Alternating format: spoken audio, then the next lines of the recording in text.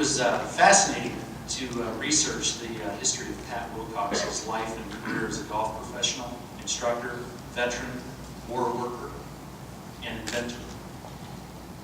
Most of the historical information for this presentation was provided by Rick Brown from his soon-to-be-released book entitled Golden Harvest, Iowa's Rich Golf History.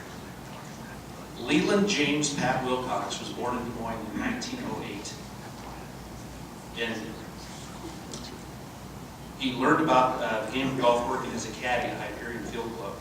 Pat and his brother Don would both later become golf professionals. Pat worked as a pro in San Benito, Texas, and Norfolk, Nebraska, before returning to Iowa in 1938 to work at Sunnyside Country Club in Waterloo. Political correctness had not yet found its way to newspapers in the 1940s when Pat Willcox was dominating golf in Iowa. Pat was a large man. Stories listed his weight between 230 and 265 pounds and used descriptive terms like ponderous Pat, fat Pat, big Pat, portly pro, husky professional, bulky champion, and massive local par hunter.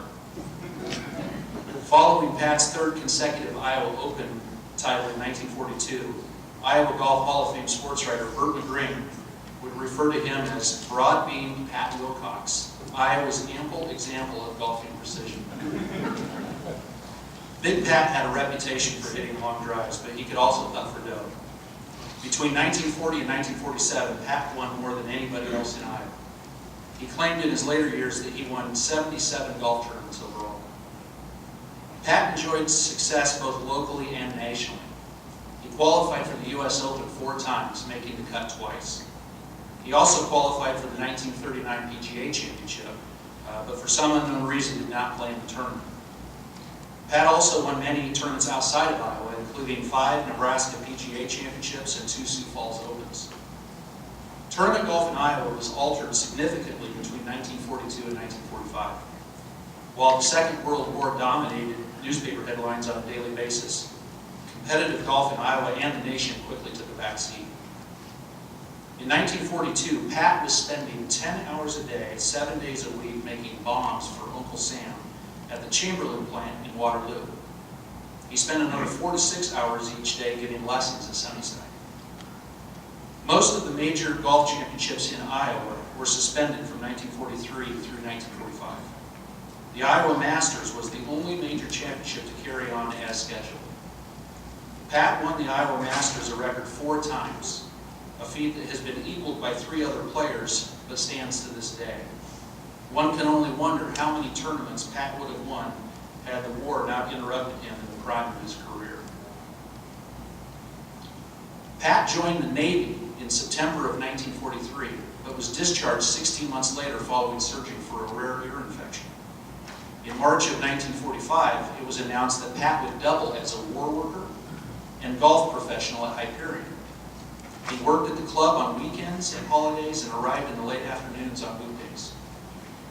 By 1947, Pat was operating the airport driving range on Fleur Drive in Des Moines.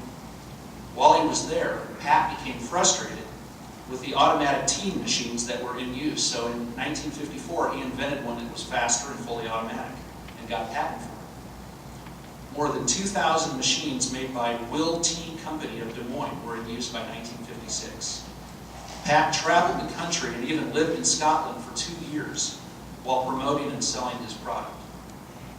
George and Jack Kinley eventually took over the airport driving range.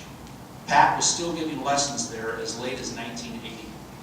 Pat was 79 years old when he died from a stroke on October 19, 1987 in San Benito, Texas. In Rick Brown's book, he references 5 tournaments as being the so-called majors because of longevity. The Iowa Amateur, the Iowa Open, the Iowa Masters, the Northwest Amateur, and the Herman Sani Invitational. Using those big 5 as a foundation, 13 men have won at least 7 majors, 11 of whom are in the Hall of Fame. The only ones who were not, until now, were Sean McCarty and Pat Willcox. It is my great honor to induct Pat Willcox as a member of the 2019 class of the Iowa Golf Hall of Fame. At this time, I would like to invite up Pat's nephews, Brent and Brad Willcox, to accept the plaque on their uncle's behalf.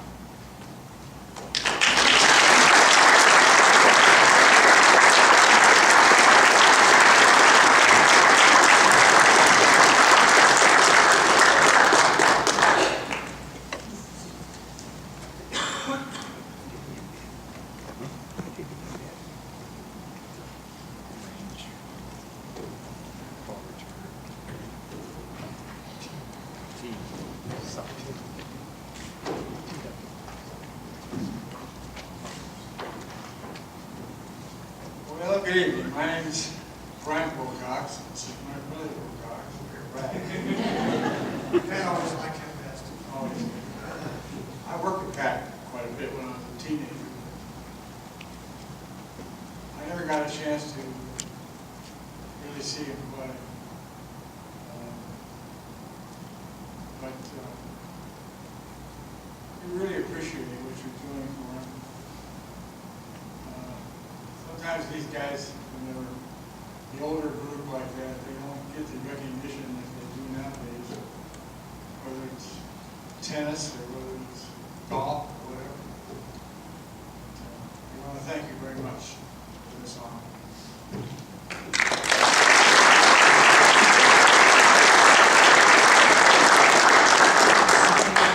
As you can see, we are Willcoxes. And we're not little.